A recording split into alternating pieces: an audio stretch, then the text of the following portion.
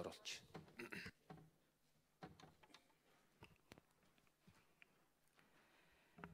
За томоос өвчний дэгдэлтийн талаар төр засгийн түвшинд бас нэлээд анхаарч байна. 3-7 хоногийн өмнө Улсын онцгой комиссийн асуудлыг авч хэлсэн. Дараа нь Улсын хурлдах Монгол Ардын намын бүлэг.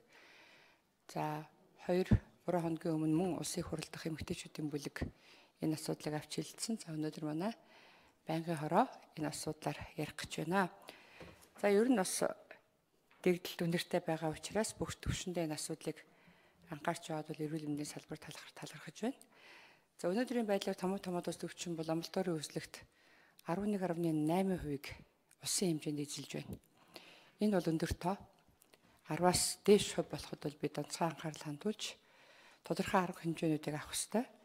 Өчигдөр боловсролын сайд цогцлмаа бит хоёр ярьж бас хэдийгээр сурагчдын амралт эхэлсэн байгаа ч гэсэн цэцэрлэгийн эрс бага байна. За нэгэнтээ томоос төвчний амбулаторийн үзлэгт эзэлж байгаа хувь өндөр байгаа учраас ер нь бас тодорхой ялангуяа хүүхдүүдтэй хамааралтай асуудлаар хөл хорой тогтоохын зүйтэй юм а гэдэг дээр хоёр салбарын сайд бол бас ярилцаж ойлголцсон байгаа. За томоос төвчин бол зөвхөн Монгол улсад биш дэлхийн олон улс орнуудад сэтгэлдэлтэй байна. Америк нэгдсэн улс, Хятад улс, бүгд найрамд гардчихсан Солонгос улс, Япон, за манай урд хойд хөрш. За тийм учраас дэлхийн эрүүл мэндийн байгууллагаас ч гэсэн энэ асуудалд анхаарал хандуулж байгаа.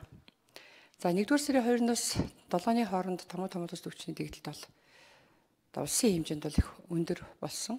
Улаанбаатар хотод тухайлбал 977 хүүхдийн батлагдсан орон дээр 74% ачаал нэмэгдсэн. За ийм нөхцөл байдалтай холбогдуулан эрүүл мэндийн яам зохион байгуулалтын арга хэмжээнүүдийг авсан. Ер нь та бүхэн маань мэдж байгаа 3 жилийн өмнө бол томоос төвчин дэгдсэн үед хүүхдүүд коридорт гуц тавиад твтдэг, хажуугаар нь насрагч шалуугаад явж байгаа ийм дүр зураг манай хэвлэл мэдээллийн хэрэгслийн дуранд үлдсэн байдаг. За сүүлийн 2 жил бол бид шалан дээр үнэхээр хүүхд аваагүй. Эвтэг орон дээр коридорт хүүхд 1-2 өдөр авч байлгаж байгаа. За тэгвэл энэ бол хэвийн үзэгдэл биш. Яг л коридорын орчин гэдэг бол стандарт хариуцлага халдваргүйжилтийн талаасаа бол учир дутагдaltaй орчин. Тийм учраас эрүүл мэндийн яам нийслэлийн эрүүл мэндийн газар хамтран зохион байгуулалтын ажил хийж өнөөдрийн байдлаар бол аль чимлэгт коридорт хэвтэж байгаа хүүхэд байхгүй байна. Ямар зохион байгуулалт хийсэн бэ гэвэл Баянзүрх дүүргийн 1-ээс 10 дугаар хорооны хүүхдүүдийг Батлан хамгаалах яамны харьяа цэргийн госпиталд шилжүүллээ. За Сонгон хайрхын дүүргийн том хүний эмнэлгийн тусламж үйлчилгээг ачтан хувийн эмнэлэгт шилжүүллээ. Хам уул дүүргийн том хүний эмнэлгийн тусламж үйлчилгээг дүүргийн эрүүл мэндийн төвд шилжүүлсэн. За Чингэлтэй дүүргийн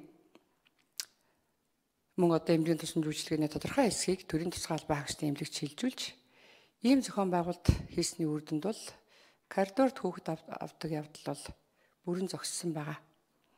За хүний нөөцийн тухайд энэ бол бас дэгдэлт юм аа. Тийм учраас энэ дэгдэлтэнд бол өндөржүүлсэн бэлэн байдалд ажиллах, за бусад эрүүл мэндийн салбарын боловсон хүчнээд ажиллах юм шаардлагатай байсан учраас одоо үйл ажиллагаа явуулж байгаа эмнэлгийн ажилтнуудаас гадна резидент эмч 22-ыг Анагаахын шинжилгээ ухааны үндэсний их сургуулийн 400 гаруй төгс курсын оюутнуудыг бол энэ үйл ажиллагаанд дайчилж ажиллаж байгаа. За эм тарианы хувьд бол одоо дутагдсан зүйл байхгүй. 2017 оны засгийн газрын сүүлчийн хуралдаанаар улсын нөөцөөс 2.4 тэрбум төгрөг гаргаж шаардлагатай тоногдох хөрөмж бас шаардлагатай тасгуудыг нээхэд хэрэгтэй эмнэлгийн хэрэгслүүдийг бид нар авсны үр дүнд өнөөдрийн 2018 оны 19 оны тухайд бол асуудал бас арай зэгцтэй явж байгаа гэж хэлж болно. За олон улсын байгууллагын дэмжлэгийг бас бид авч чадж байгаа. Дэлхийн эрүүл мэндийн байгууллага энэ томоос төвчний үед нэн шаардлагатай байгаа эмийг бидэнд эхний ээлжинд 500 нийлүүлсэн. За өнөөдөр 12 цагт 1888 хүн тун ирлээ. Энийг бол бид зарж борлуулдаггүй.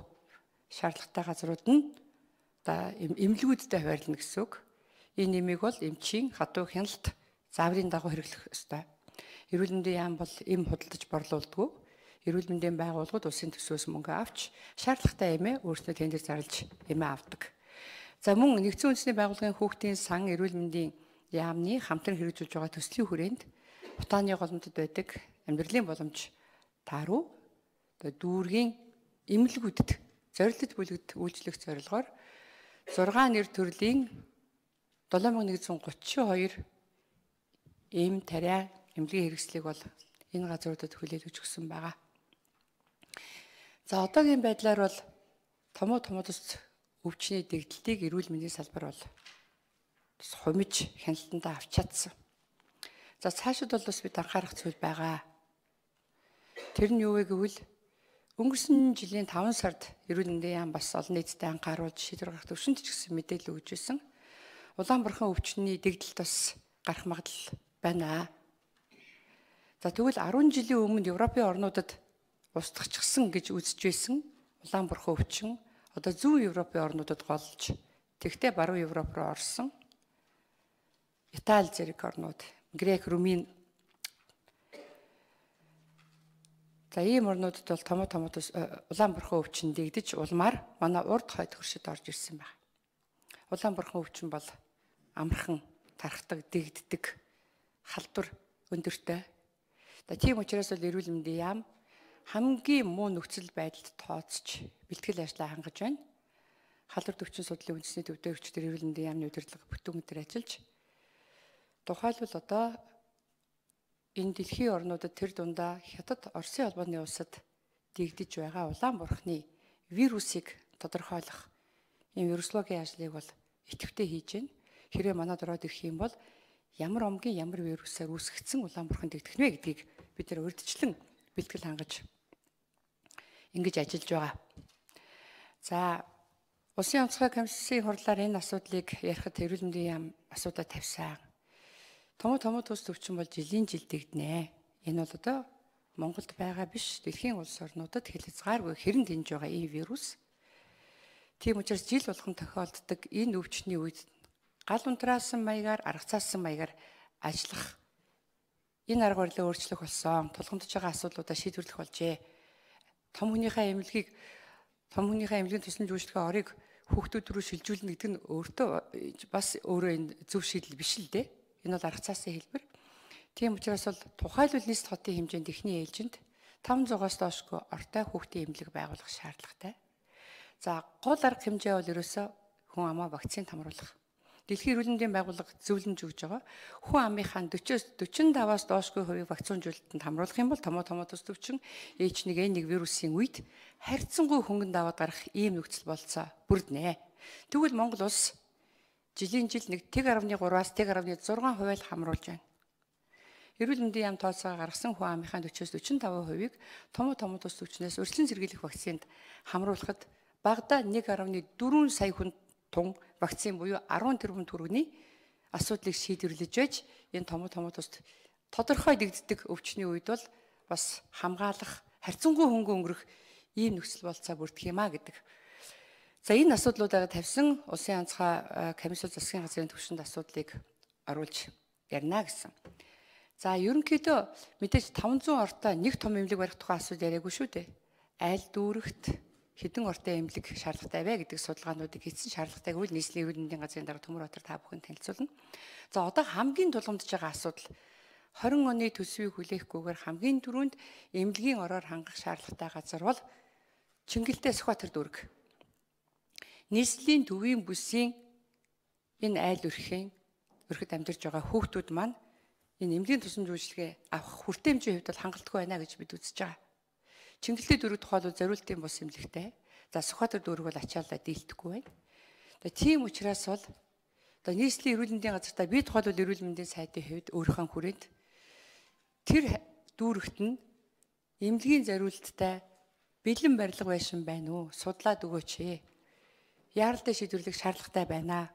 Ийм нэг үүрэг чиглэл өгсөн байгаа. За энийг бол одоо засгийн газар улсын хурлын түвшинд тавьж шийдвэрлэхгүй бол эрүүл мэндийн сайд бол дураараа энэ тэндээс ийм тийм юм худалдаж авна гэж дахиад иж болохгүй. Тэгвэл бодит тулгамдж байгаа асуудал Сүхбаатар Чингэлтэй дүүргийн хүүхдүүдтэй бид эмнэлгийн тусламж үйлчилгээг үзүүлэх хүртээ хэмжээг нэмэгдүүлэх чиглэлд бол 20 оныг хүлээхгүйгээр энэ шийдлийг гаргах шаардлагатай байгаа. Зарим нь үндсэн мэдээлүүд маань бол үүнд чиглэж байна.